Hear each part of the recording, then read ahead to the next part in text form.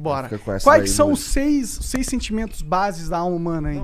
Pô, isso é interessante, porque a gente fala de saúde, né, pessoal, e que é foda. A saúde para as pessoas, na verdade, eu acredito que seja uma coisa intangível, porque a gente não reconhece saúde, Monarca, a gente reconhece a falta dela. É verdade. Ah, a gente reconhece saúde de alguma forma também. Cara, tipo, eu eu olho pra só- você e falo, puta, esse cara tá saudável. Não, tá, mas assim, quando sou eu só presto atenção quando eu tô fudido. Sim. É verdade, é verdade. É exatamente isso. Não, e isso engana. Por exemplo, eu tô com uma dor no joelho miserável, porque eu me machuquei semana passada. Então, você vê, dor é uma coisa que a gente convive, né, normal, mas a saúde também engana. Quando você vai avaliar a saúde do outro, né, isso é muito complicado, mas a saúde própria é difícil a gente quantificar, porque a gente está acostumado a perceber doença. E quando a gente vai cuidar de um paciente, por exemplo, que faz atividade física, né, a parte mais difícil do médico de esporte, na verdade, é você fazer uma avaliação, porque até então ele é uma pessoa saudável que quer fazer exercício. Pra você ter uma ideia, no meu consultório, todo mês a gente faz diagnóstico de pelo menos 2 casos de câncer em pacientes que a gente está avaliando pré-exercício. Pois é. Pré-exercício. E assim, é uma pessoa que quer treinar e que não vai em médico, mas quer ir no médico do esporte, porque já tem acompanhamento nutricionista, ou resolve fazer um check-up para começar a treinar, ou precisa de orientação, como é um consultório direcionado para a parte de performance, nutrição, treinamento, a pessoa chega lá, só que, cara, eu me sinto responsável, então eu faço uma avaliação ampla desse paciente para entender se realmente está bem, né? E é muito comum, infelizmente, né? Câncer de tireoide lá e câncer de cólon, tá? Então a gente sempre... Né? Quando o paciente tem alguns indicadores inflamatórios alterados, tem um ritmo de vida alterado, né? A gente investiga sempre um pouco mais. Né? E um outro sintoma que é delicado, mas que costuma florescer. E o que a gente percebe? Que as pessoas elas têm uma vida meio que compartimentalizada e a gente precisa entender o que para essa pessoa é satisfação. E satisfação e alegria é só um dos 6 sentimentos básicos que a gente vive. Quem são os outros? Medo, raiva, tristeza, repulsa e surpresa. Caralho, tem 3 aí que são negativaços. Não, 4. Teoricamente, os 5 são negativos, mas eu vou aproveitar que você falou que são negativos. Mas se você não tivesse esses 5, Monark, você nunca conseguiria atingir a alegria que está do outro lado. Sabe por quê? Porque o medo, ele te protege daquilo que pode te agredir. A tristeza faz você pensar naquilo que pode te agredir. A repulsa faz você se afastar daquilo que pode te agredir. Surpresa? A surpresa, ela faz você se preparar para as coisas que pode te agredir. E a raiva faz você se defender daquilo que pode te agredir. E se você não usar essas 5 coisas negativas como ferramentas suas, você nunca vai chegar na alegria. E se você não chega na alegria, você descobre que tem 2 outros sentimentos que são menos elementares, mas que estão presentes na nossa vida, que é a culpa e a vergonha. Culpa é quando você trai os seus valores. E vergonha é quando você trai os valores da sociedade que você é inserido. E nessa mistura, nessa sopa inteira, o que a gente tem que descobrir das pessoas quando elas falam, por exemplo, quero emagrecer, ou então quero ganhar massa muscular. Você precisa descobrir por que essa pessoa quer chegar nisso. Isso é um alvo de discussão minha e da minha esposa muito frequente. Minha esposa é nutricionista, ela é especialista em comportamento alimentar, né? Ela tem uma pós-graduação sobre isso. E a gente discute muito em níveis, né, mais elevados e mais difíceis do que fazem as pessoas serem felizes ou não, ou o que traz satisfação para elas. O que a gente observa? Que existe uma diferença muito grande entre 2 tipos de pessoas que a gente pode dividir do grupo das pessoas que querem mudar a forma de viver ou a forma de se apresentar. Porque, entenda, o seu físico ele faz parte da sua identidade. E muita gente fala para você, olha, você pode mudar. E você pode mudar. A questão é, por que você vai mudar?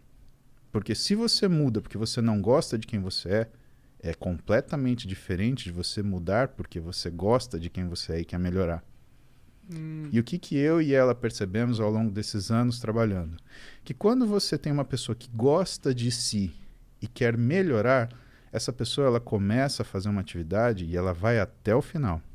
Ou, que não tenha final, ela se sucede de uma forma progressiva. Por isso a palavra sucesso. E quando você tem uma pessoa que não gosta de si, o que acontece? ela não vai gostar da progressão. E o que vai acontecer então? Ela vai desistir. E o problema não é quem não aceita o desafio, é quem desiste diante dele. Porque o que faz com que você mude alguma coisa é consistência. Caramba, eu viajei aqui, né? Não, tu tá dando uma aula. Caralho, eu tô me sentindo merda, tá ligado? Não, velho, pelo amor de Deus, não tô falando aqui. Não. É super interessante isso. E é total. Eu nunca tinha parado pra pensar nesse negócio, né? E eu acho que tem muita gente que não se gosta realmente. É isso que eu tava pensando enquanto você tava falando, sabe?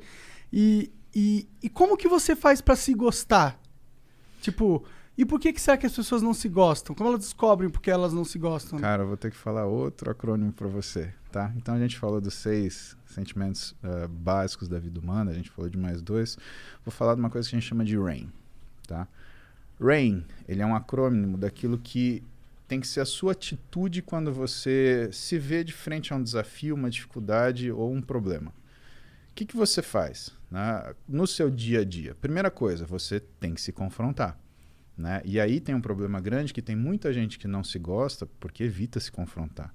E a gente precisa confrontar nossos medos, nossas tristezas, como eu falei, nossa repulsa, nossa raiva. Né? A gente precisa olhar pra gente e entender do que a gente quer ou não. Né? E aí vem a gente aprender a falar não, a gente aceitar aquilo que nos desafia. Mas existe uma forma muito técnica de você fazer isso. E é justamente por esse acrônimo. O que é a primeira coisa, RAIN? Reconhecer. Então você olha para aquilo e fala, isso me incomoda. Segunda coisa, aceitar. Você é assim. O meu cabelo é crespo, mas eu gosto de cabelo liso. Mas eu tenho que primeiro aceitar que o meu cabelo é crespo e me sentir bem com ele. Porque aí, quem sabe, eu coloco o cabelo liso e percebo que esse cabelo liso, eu faço um alisamento e percebo que esse cabelo liso, por exemplo, não me agrada tanto quanto eu imaginava. Terceira coisa, investigar. Reconhecer, aceitar e investigar. Por que você vai investigar? Você tem que entender de onde vem aquilo de você. E por último, não identificar. Ou seja, você nunca vai trazer para você. Você é um sentimento ruim, fique aí. Isso é importante para você se conhecer e para você conseguir tomar as decisões que te agradem, porque a gente é obrigado a tomar muita decisão que nos desagrada. Agora, tem algumas que nós não somos obrigados a tomar. Tem coisa que nós não somos obrigados a ouvir. E a gente tem que limitar esse barulho externo. Até porque a gente fala, não interessa o que os outros falam. Interessa, sim. Aquilo te machuca. Com o tempo, tudo bem. Você vai se calejando. Agora, o quanto de ferida você carrega na sua vida porque você deixou que essas coisas te machucassem. Hoje, com 42 anos, eu sou um monolito. Para o cara me derrubar, puta, tem que ir fundo. Ele tem que mexer com algumas coisas que estão muito dentro de mim. Agora, quando eu tinha 15, quando eu tinha 12... O próprio lance de fazer musculação. Cara, por que alguém começa a fazer musculação e quer ficar grande? Né? Você quer se defender de alguma coisa, de alguma forma. Tudo bem, você pode ter assistido o filme do Schwarzenegger, né? Viu ele empurrar a roda do destino e falou, eu quero ficar do tamanho desse maluco aí. Pode ser, mas você aceitar que você quer ficar desse tamanho é quase um Sun Tzu. É fazer guerra sem confronto. É você vencer sem lutar, ou lutar sem lutar. Né? Você chega, se apresenta daquela forma e fala, porque esse cara não vai mexer. Né? E isso na nossa vida profissional, isso na nossa vida do dia a dia, né? Ninguém vai te dar um esbarrão na rua se ele olhar para você e falar, não, isso daqui não vai dar muito certo se eu fizer isso. Se ele querer esbarrar de volta, eu acho que eu vou sair voando. Eu acho que vou pegar um pedala. Mas essas coisas, elas são importantes. E isso que a gente se preocupa, assim, na verdade, é que as pessoas, elas estão numa fase, principalmente hoje, com toda essa conversa de aceitação, etc., que você percebe que as pessoas, elas não estão se confrontando mais. Elas não estão parando para pensar quem são elas, o que as incomoda. E elas estão buscando só conforto, conveniência. Cara, a vida não é feita disso. É feita do oposto, inclusive, né? Exatamente. Eu escolhi uma profissão onde não existe conforto, cara. E não existe conveniência. Principalmente quando você dá plantão num pronto-socorro de trauma, cara, não tem conforto nenhum. Você tá 3 da manhã, chegou o cara que caiu de moto, ele tá parecendo um quebra-cabeça de 2.000 peças. Né? Você fala, não, espera um pouquinho, para de sangrar que eu preciso ainda estudar o que eu vou fazer com você. Não, você se ferra ficando sem dormir, estudando, tomando café, virando noite, dia. Você para de assistir filme, você para de assistir TV, você para às vezes de sair com a tua namorada para assistir aquilo. Mas por quê? Porque tem uma finalidade. Não tem angústia maior para um médico do que olhar para um paciente e não ter ideia de onde ele começa a trabalhar. Isso é uma coisa impensável. E isso é uma coisa que move muitos de nós na faculdade de medicina. Né? Eu não tinha preocupação com prova, por exemplo, Monarca. Eu tinha preocupação quando o paciente fosse sentar na minha frente e falar assim, e aí, doutor, o que eu tenho? Cara, aquilo me dava um desespero que eu falava assim, eu tenho que saber das coisas. Isso a gente estava no primeiro ano passando numa matéria que chamava Introdução ao Hospital. E eu olhava com admiração dos meus professores que eles conseguiam sentar com calma, ouviam o paciente e sabiam conversar com o paciente. E o médico, né, aquele médico bom, aquele médico antigo, aquele médico que ele consegue se conectar com você, porque o trabalho médico ele vem dessa conexão. Porque o que o médico faz, na verdade, né, o que ele vende é a confiança. As pessoas procuram o médico porque confiam nele. Não porque ele se formou no melhor lugar, ou porque ele tem a quantidade de diploma, ou porque ele fez... Não, porque confiam nele. Né? E esses professores, eles sentavam com as pessoas e, assim, do jeito que a gente está sentando hoje, tudo bem, Maria, como é que vai você? O que está acontecendo com você? Não, mas antes, me conta um pouquinho da sua vida. Cara, aquilo era sensacional. Aí você descobria que você não pode tratar o paciente igual está escrito no livro de semiologia, como se fosse uma lista de ticar. Dor de barriga? Dor de cabeça? Tá caindo um dente? Tá caindo cabelo? Não é isso, cara. É uma coisa muito mais profunda. E isso, com o tempo, vai fazendo a gente entender que a gente tem que entender da pessoa, entender uma série de coisas. Mas o motivo principal, né, do desconforto inicial, e aí, de novo, a gente usa aquilo que desconforta a gente como ferramenta para a gente evoluir, é esse. E se você encontra pessoas que são fracas, o que vai acontecer? Elas vão fugir desse desconforto e não vão conseguir fazer o mínimo. É aquela história que hoje é clichê. Tempos difíceis geram pessoas fortes. Pessoas fortes geram tempos fáceis. Tempos fáceis geram pessoas fracas. E pessoas fracas geram tempos difíceis. E o ciclo se repete. Que geração que a gente está? Eu acho que a gente está numa geração muito curiosa, sabe, Monark? Porque nunca a gente teve tanto acesso à informação e tanta história digital. Vou te dar um exemplo. Eu tenho uma foto do meu avô, pai da minha mãe. Eu tenho uma foto do meu avô, pai do meu pai.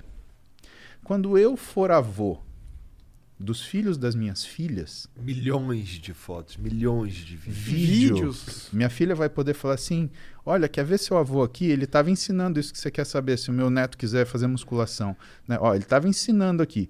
Isso vai ser 2073... Porra, meu avô em 2020 ele estava andando de bicicleta. Imagina se você conseguisse ver o seu avô em 1920... fazendo um negócio, fechando uma parceria, comprando uma casa, pintando um celeiro, plantando um feijão, fazendo alguma coisa dessa. Muito foda seria. A gente tem uma memória hoje e que, assim, a geração anterior a nossa, os nossos pais, eles conheceram tecnologia.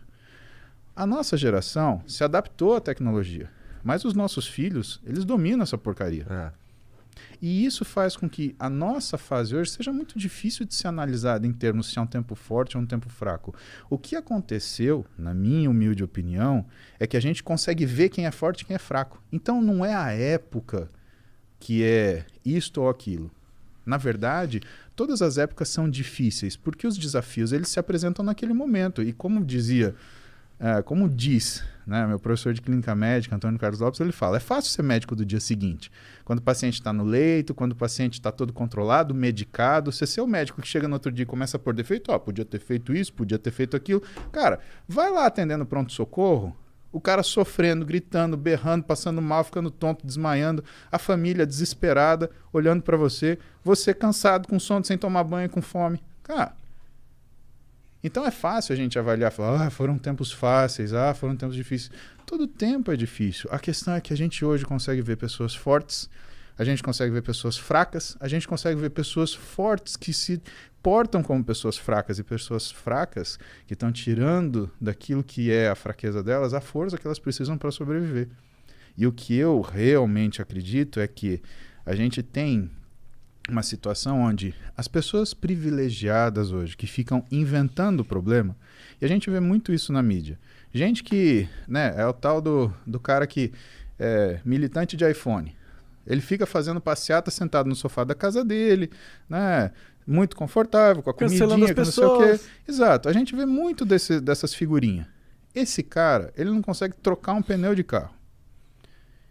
E por outro lado, você tem aquele garoto da periferia que não teve incentivo, que não teve ajuda, mas ele tem aquela gana de falar assim, eu vou me suceder.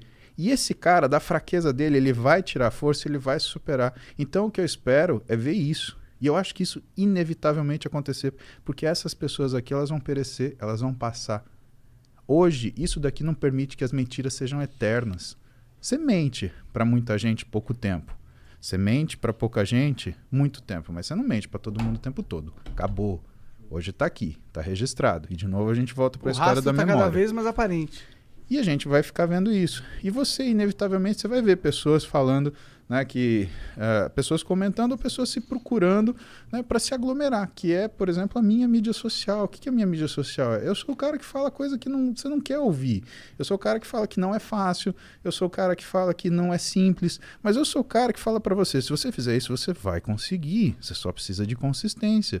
E eu tenho plena convicção que todas as pessoas que estão comigo no Instagram, no meu YouTube, elas são pessoas que eu seria muito amigo se a gente convivesse de forma próxima. Então, para mim, a mídia social, ela trouxe a oportunidade de eu ter amigos que, infelizmente, eles não estão comigo fisicamente. E esses caras, eles dividem comigo todos os dias, ou seja, no banho não tem calendário, eu pedalando de manhã, a gente conversando sobre os assuntos que eles querem saber, ou então nos posts que eu faço, ou então nos vídeos do YouTube, eles dividem comigo aquilo que é a nossa realidade.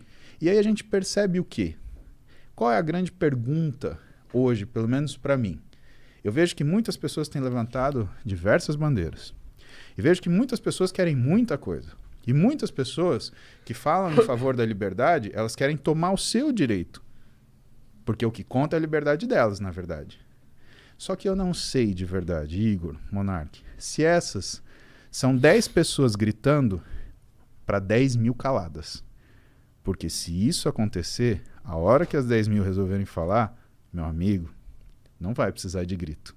Ah, nós não vamos nem precisar falar, né? Elas vão Exatamente. derrubar tudo pelo que elas passarem pela frente, quando elas quiserem.